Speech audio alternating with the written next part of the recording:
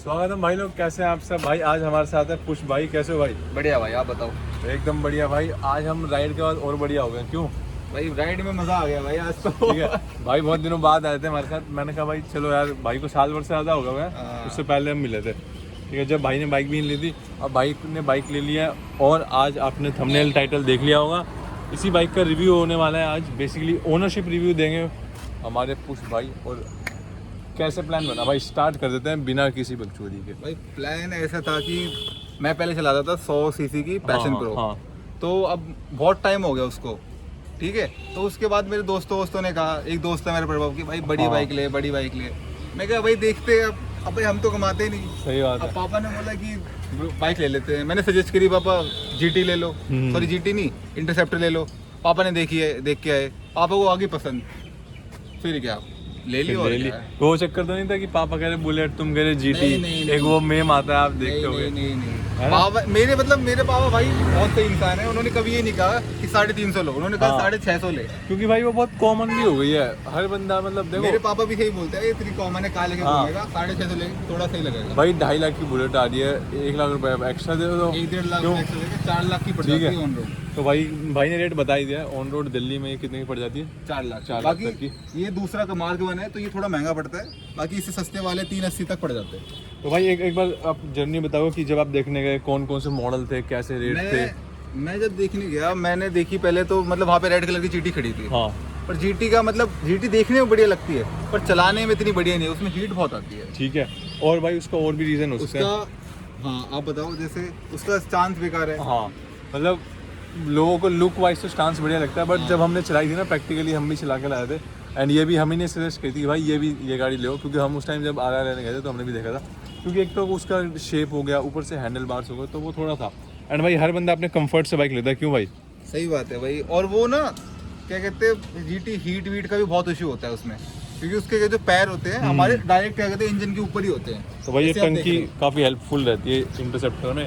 और ऊपर से पोजीशनिंग भी इसकी काफ़ी अच्छी है, मतलब कंफर्टेबल है। हो, बेटर है, जीटी से बेटर है। तो ये सब भाई अपने अपने ऊपर है। जीटी लोग थोड़ा रील ज़्यादा बना के ट्रेंड में ले आते हैं ना। हाँ मतलब जीटी दिखती बढ़िया है ना। हाँ, तो वो जीटी चक्कर है, दिखती बढ़िया है तो लोगों को एस्थेटिक लगती है, वही चक्कर है। वो है बस।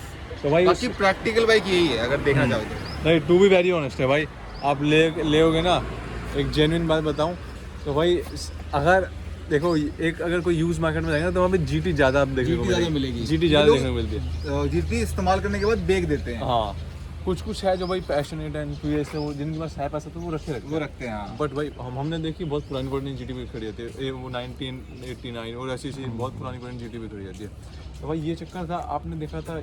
और यार मैंने सुना कि इन्हें कलर स्कीम के भी पैसे ऐसे होते हैं, तो उस टाइम जब आप ट्रांजैक्शन कर रहे थे तो क्या क्या देखा तो था? मतलब अभी क्या कहते हैं, जो मोस्टली क्या कहते हैं इंटरसेप्टर वगैरह में स्पोक व्हील आने लग गए हैं। हाँ। अलॉय व्हील आने लग गए हैं। ठीक है, ये तो स्पोक व्हील है, अलॉय व्हील आने लग गए हैं। बट ये उस टाइम पे क्या कहते हैं, कलर बहुत सही लगा मेरे को, मेरे पापा को।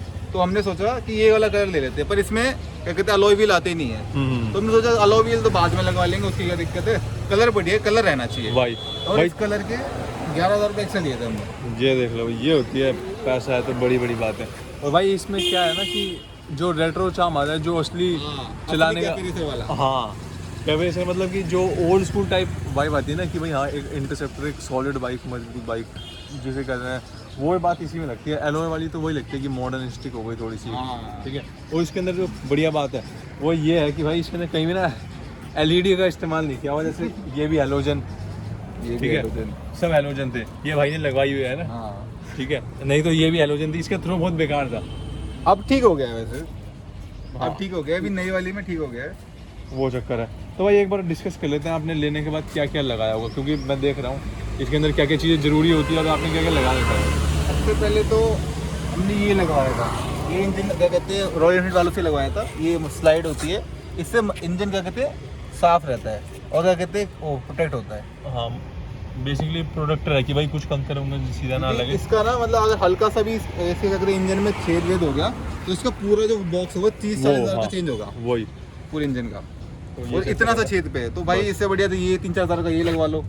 बाकी और ये मैंने लेग गार्ड लगवा रखा है बाइजन का, ये काफ़ी काम की चीज़ है भाई इस बाइक में तो बहुत काम की चीज़ है। ये ऐसी एसेसरी है जो कि जिसे कहते हैं ना मस्ट, कि भाई ये तो लेके लगवानी ही पड़ेगी, नहीं तो आप आप छुटमुट छुट जाओगे। हाँ बस तो वही हो गया, भाई ने सीधा ही बोल दिया। ठीक है, तो वो चक्कर है। तो ये मैं भाई ये कितने की पड़ी थी? ये मुझे पड़ा था 4700 के आसपास का पड़ा था, 4700-4800 का। अच्छा, ऑनलाइन मंगाया था मैंने। सही है भाई। और इंस्टॉल को मतलब बाहर से? इंस्टॉल तो वो अपनी दुकान है, करवा लिया उसने। तो वो चक्कर था। और कुछ जैसे आपने लगाया हो तो वो थोड़ा बताओ। अभी तो कुछ नहीं लगवाया, बाकी क्या कहते हैं इसको हो गए मेरे को 4 महीने हो गए। अब पापा ने बोला था कि 6 महीने के आसपास साइलेंसर लगवा देंगे, जब साइलेंसर लगवाएंगे फिर एक और वीडियो फिर लाएंगे। आपकी बातचीत ही अलग हो जाएगी, क्योंकि इस बाइक के अंदर जो बेसिक जो नेसेसिटी होती है ना कि भाई 600 सीसी की बाइक ली है, आवाज़ तो आए कम से कम। आवाज तो आए, मतलब लोग देख के तो मुड़ गए। हाँ नहीं मुड़ के देखो, इसको भी देखते हैं, बट चलाने में अभी देखो नॉर्मल लगता है, भगा रहे हो ना तो वो वाइब जिसे कहते हैं ना, वाइब नहीं आती। वो वाइब नहीं आती। बट साइलेंसर के बाद ऐसा लगता है हाँ भगाने में और मन करता है। साइलेंसर के बाद एक फील आती है कि हाँ तुम कुछ भगा रहे हो। हाँ, और लगता भी है कि हाँ भाई 650 सीसी चल रहा है, चल रहा है। तो वो चक्कर है। एंड भाई अभी आपने सर्विस तो अभी तक तो नहीं? सर्विस एक कराई है, एक करवाई है। तो उसमें हमारे क्या कहते हैं 2800 रुपए के आसपास लगे थे। ये बोलते हैं कि फ्री होगी, हाँ। फ्री कुछ नहीं होता, बस ये क्या कहते हैं लेबर चार्जेस नहीं लेते, बाकी सब चीज़ के चार्जेस लेते हैं। तो आप मोटा मोटी देख सकते हो, अगर रॉयल एनफील्ड लेबर भी डालते हो, ज़्यादा से ज़्यादा 1000 रुपये की लेबर डालने लगी तो मोटा मोटी एवरेज सर्विस बिल 4000 का आता है। 4000 के आसपास का। अगर कुछ पार्ट वार्ट चेंज नहीं हुआ हो तो कुछ पार्ट तो अलग। के बाद तो भैया आपका मतलब जैसे ये भी 7000 का आता है, इसमें एक का केस 30000 का, मतलब महंगी चीजें हैं भाई। कोई नहीं भाई, हो जाता है। आराम से चलाओ। हाँ बाकी ठीक है, बाइक बढ़िया है।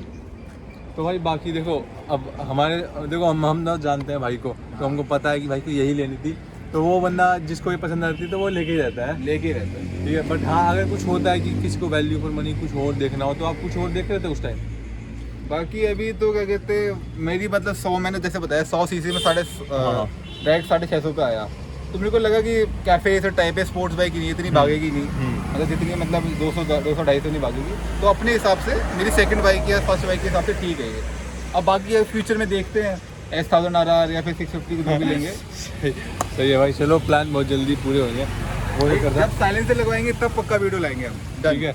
तो ये बात तो भाई फाइनल हो गया। एक भाई लास्ट चीज़ रहती है, आप इसको रिकमेंड करोगे? एक कुछ अच्छाई और बुराई गिना देते हैं और फिर बताते हैं कि रिकमेंड है नहीं। हाँ ठीक है, चलो 2 अच्छाई बता देते हैं, 2 बुराई बता हाँ। देते हैं। अच्छाई है भाई, इतना बड़ा इंजन है, इतनी क्या कहते हैं पावरफुल बाइक है, तो भाई चलाने में फील आती है। क्योंकि भाई 4 लाख के प्राइस टैग के अंदर ना 650 सीसी और कोई नहीं देता। 50 bhp के राउंड निकालता है, 45 या 47 के भी और अराउंड। इसका कहते हैं टॉर्क भी क्या कहते हैं 50 से ऊपर टॉर्क बहुत बढ़िया भाई, जो खींचते हुए लगता है ना, फील आती है, जो पुश मिलता है वो बस इसी बाइक में मिलता है। 4 लाख के अंदर इससे बढ़िया बाइक में आपको कोई नहीं। भगाओगे आपको फील होगा कि आप भगा रहे हो। हाँ वो चक्कर है। आप स्पोर्ट्स बाइक चला लो, ठीक है, कोई भी बाइक चला लो, R15 हो, कोई बहुत सारी बाइक्स आती है, बट वो सब चीज़ें हम अगले पार्ट में कवर करेंगे, कंपेयर करेंगे इसी बाइक को हमारी दूसरी स्पोर्ट्स बाइक से, जो कि अब आपके पीछे खड़ी हुई देखने को मिल जाएगी।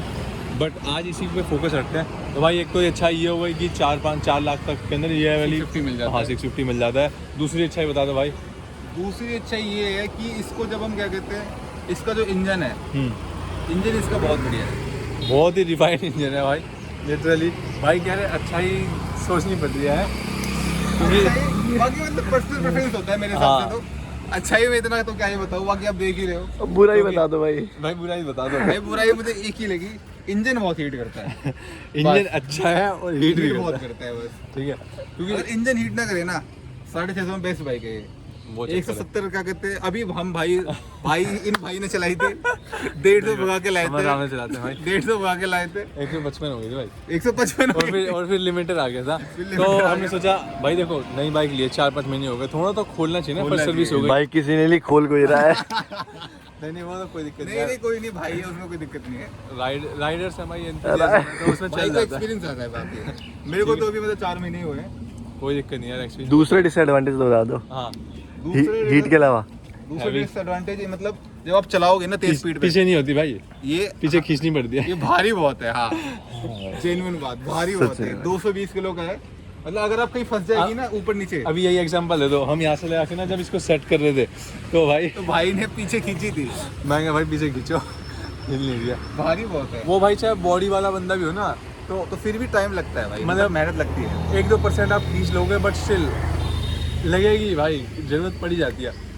हाँ अगर बहुत ज़्यादा पावर लिफ्टर है तो बात अलग है, बट हाँ स्टिल ऑन एन एवरेज मतलब एवरेज जिम गोअर के लिए भी जैसे मैं हूँ, देख रहे हो, ठीक है। उसके हिसाब से भी भाई भी कह रहा है भाई खींचना थोड़ी सी, तो वो लग ही जाती उसके है। हिसाब से भी ताकत लगती है। हाँ ऑब्वियसली यार 200-250 किलो खींचना हर बंदे से वो नहीं है। मेरे हिसाब से ना, क्योंकि इसमें एक और अच्छी बात है, इसमें सारे मेटल के पार्ट्स है, कोई कुछ प्लास्टिक नहीं है। ये one of the selling point था मैंने जब देखी और मेरे पापा ने कि इसमें कुछ भी क्या कहते हैं प्लास्टिक नहीं है, मेटल्स है ना एकदम, मतलब मैस्कुलिन टाइप फील आती है कि आप कुछ चला रहे हैं। दूसरा प्रो मिल गया। हाँ made of gun, young gun, हाँ वहाँ पे लिखा रहता है जब रॉयल एनफील्ड लेने हाँ। जाते हो तो made of bullet, made of gun ऐसे लिखा रहता है। तो ये था, बाकी भाई रिकमेंडेशन तो वही है, भाई पर्सनल प्रेफरेंस है।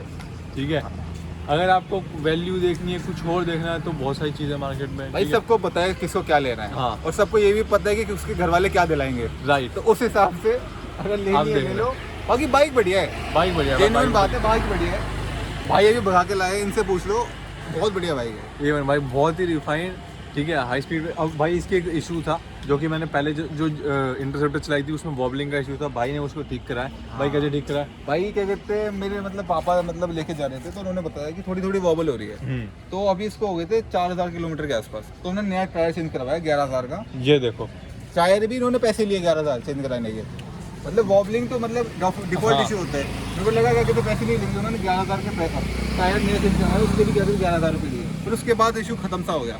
अब तो मतलब मानो देखो, हाँ अब तो नहीं है ना बराबर है, नहीं है। खत्म हो गया। बट ये है कि यार ये ना उन्हीं की तरफ से डिफेक्ट है, हाँ। और सॉल्व करने के हम ही से पैसे लेते हैं। हमें पैसे लेते हैं, तो ये चीज़ तो अलाइनमेंट है। के भी पैसे लिए थे उन्होंने, जबकि भाई शुरू में ना ये वारंटी और उन सब में केसेस आते हैं। आते हैं। हाँ। जैसे भाई मैं बताऊं, जब हमने आर ली थी तो इसका पीछे की बीरिंग खराब हो रही थी, ठीक है, वो जब हम लेके गए तो वो सभी के अंदर आ रहा था। वो अगली वीडियो में हम डिस्कस करेंगे।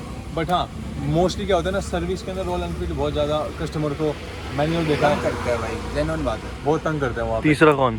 ठीक है। तीसरा कौन? हाँ। बाकी डिटेल ओनरशिप रिव्यू आगे लाते रहेंगे, ऐसी कोई दिक्कत वाली बात नहीं है। बाकी घर की बाइक है यार, हाँ। वीडियो आती रहेगी, चिंता ना करें आप। चिंता नहीं किसी बात की। जय भोलेनाथ की। चलो तो मिलते भाई हैं। आज के लिए इतना यार, मिलेंगे अगली वीडियो में। तब तक के लिए भाई सब्सक्राइब जरूर कर देना, वीडियो को लाइक कर दो, ठीक है, भाई के इसी बाइसेप ट्राइसेप में। तो मिलेंगे अगली वीडियो में, तब तक के लिए भाई से बाय और टेक केयर। थैंक यू पुश भाई।